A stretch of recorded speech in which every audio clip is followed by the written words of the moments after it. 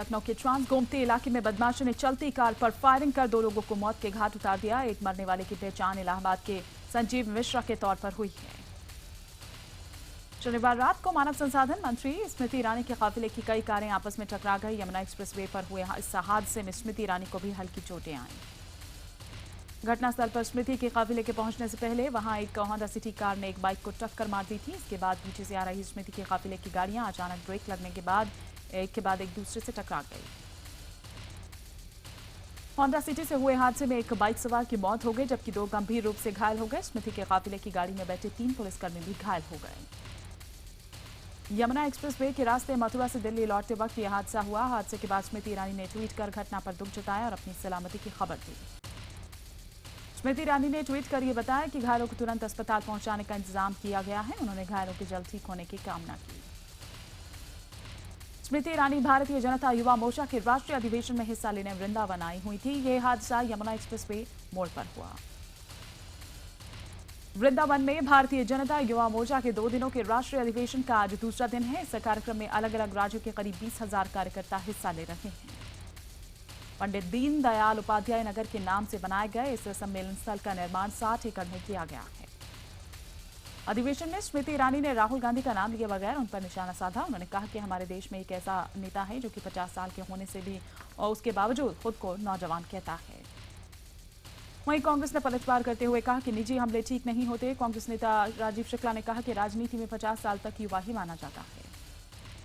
स्मृति ईरानी ने इधर वृंदावन में जेएनयू मुद्दे पर कहा कि ये देश का दुर्भाग्य है कि कुछ राजनीतिक पार्टियां निजी स्वार्थ के लिए अफजल गुरु और याकूब मेनन का समर्थन कर रही है।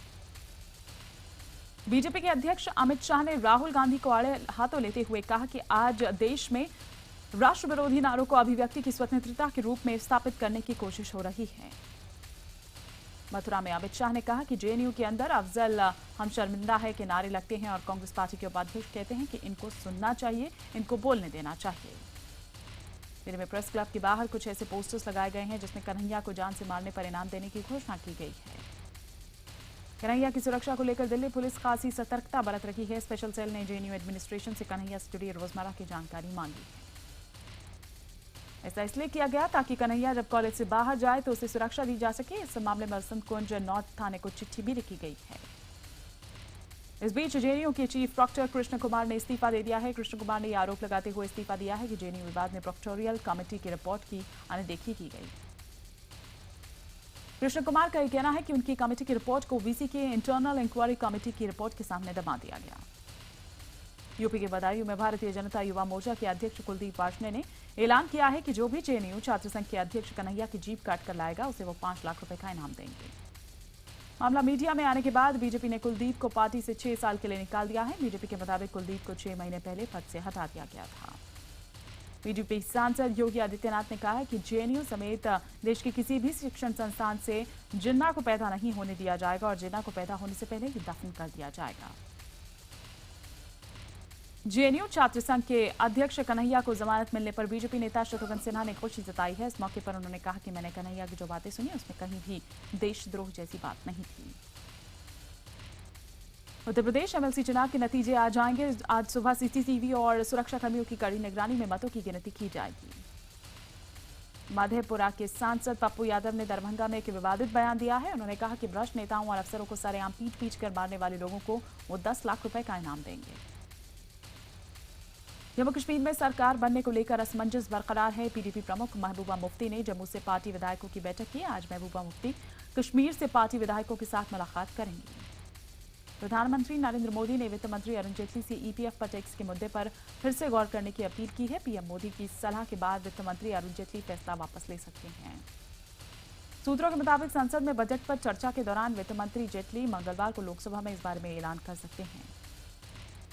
ईपीएफ पर टैक्स लगाने के खिलाफ दिल्ली में ऑल इंडिया महिला कांग्रेस ने जोरदार प्रदर्शन किया, जबकि कई कर्मचारी संघ पीएफ पर टैक्स का ऐलान होने के बाद से ही विरोध कर रहे हैं।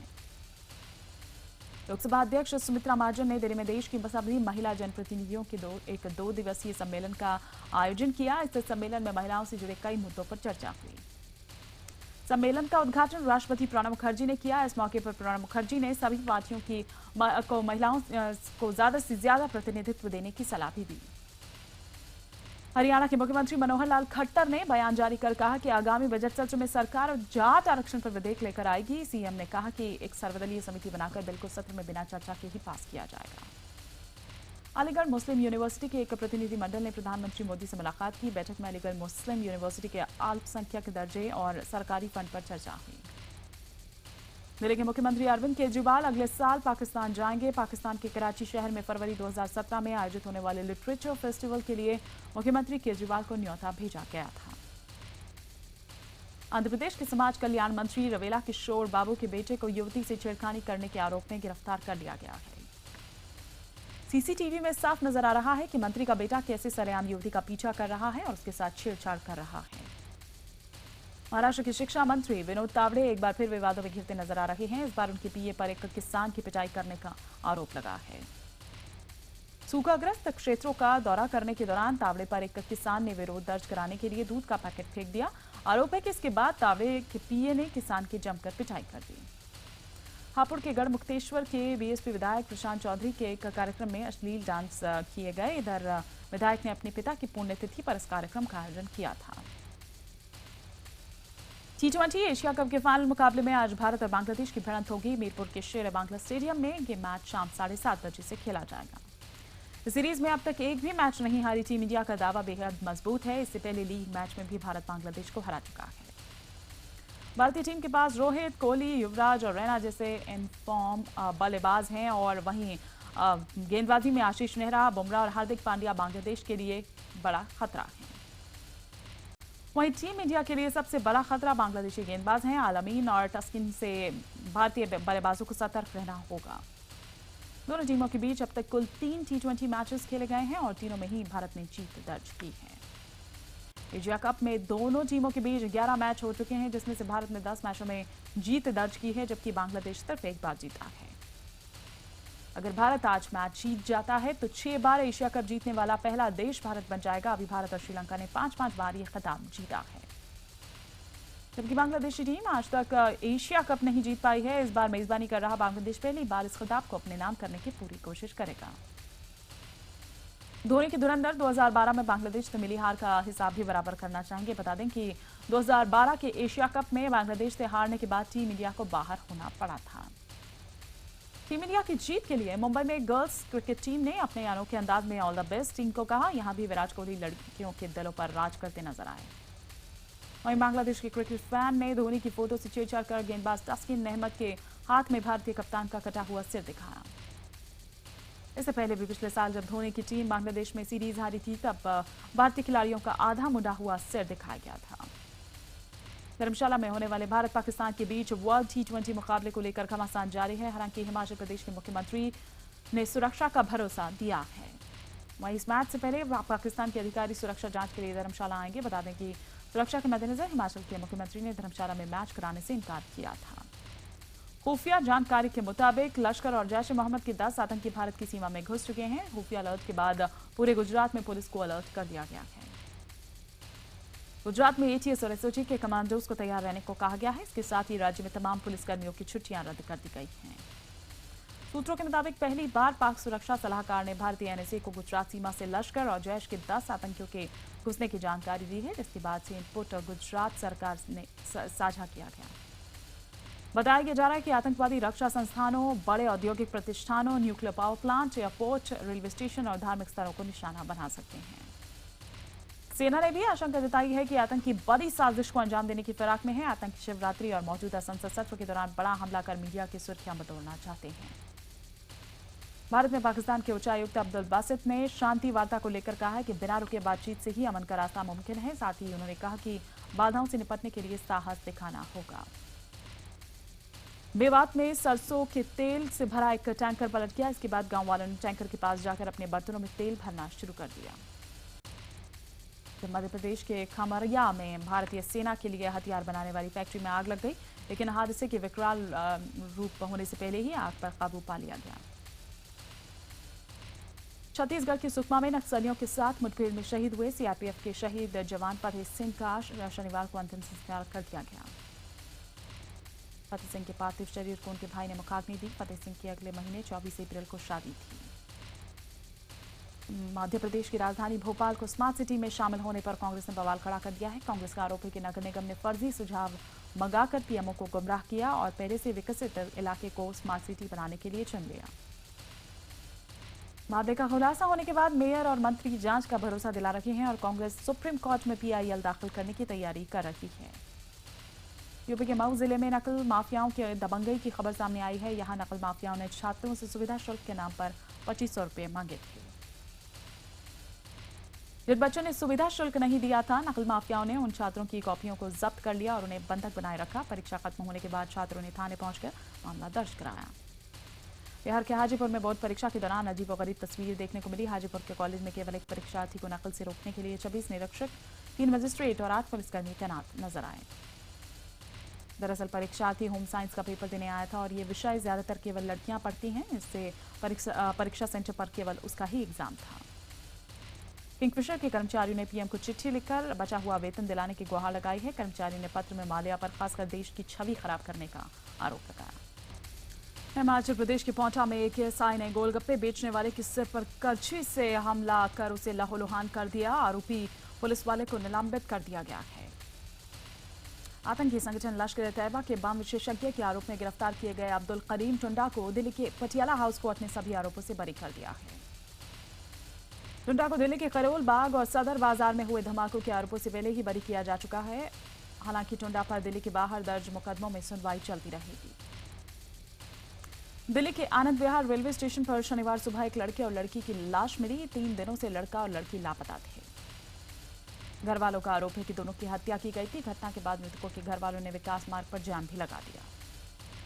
रोहिणी में एक राष्ट्रीय ताइक्वांडो खिलाड़ी का उसके दोस्त ने कत्ल कर दिया। 19 साल के अरुण के गले और पेट पर बोतल से वार कर निर्मम तरीके से हत्या की गई थी। अरुण शुक्रवार देर रात अपने कॉलेज के दोस्त के साथ निकला था और शनिवार सुबह उसका शव मिला। पुलिस ने हत्या के आरोप में उसके दोस्त को गिरफ्तार कर लिया है, पर अभी तक हत्या की वजह पता नहीं चल पाई है। थाने में 14 लोगों के कत्ल की इकलौती चश्मदीद सुबिया भरमल ने बताया कि उसके भाई हसनैन ने सभी घर वालों को खाने पर बुलाया था और फिर उनका कत्ल कर दिया। हसनैन ने अपने परिवार के कुल 14 लोगों की हत्या कर खुद को भी खत्म कर दिया था। हसनैन अपनी दिव्यांग बहन का यौन शोषण भी करता था। सुबिया के मुताबिक हसनैन पर 67 लाख रुपए का कर्ज था, जिससे वो परेशान रहता था। उनकी मां बेटियों से ज्यादा प्यार करती थी, ये बात भी हसनैन को चुभती थी।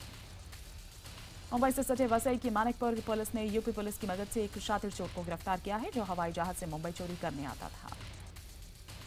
मोहम्मद असलम नाम का इस शख्स यूपी के प्रतापगढ़ का रहने वाला है और चोरी के पैसे से एक बार ग्राम प्रधान का चुनाव भी जीत चुका है। मुजफ्फरनगर में आटा खरीदने को लेकर हुए विवाद में कुछ लोगों ने पीट कर एक युवक की हत्या कर दी। लाठी डंडों से पीटने के बाद युवक को बर्फ खोदने वाले सुए से गोदकर मारा गया। शनिवार शाम उत्तर भारत के कई राज्यों में मौसम में अचानक आए बदलाव से इधर दिल्ली एनसीआर में कई घंटों तक बूंदाबांदी होती रही। बारिश से जाती हुई ठंड एक बार फिर महसूस की जा रही है। राजस्थान के कई शहरों में मौसम में बदलाव का असर दिखा। अलवर, जयपुर, चूरू और भरतपुर में तेज आंधी के बाद बूंदाबांदी हुई। कोटा के ज्यादातर गांवों में ओले गिरने की खबर है।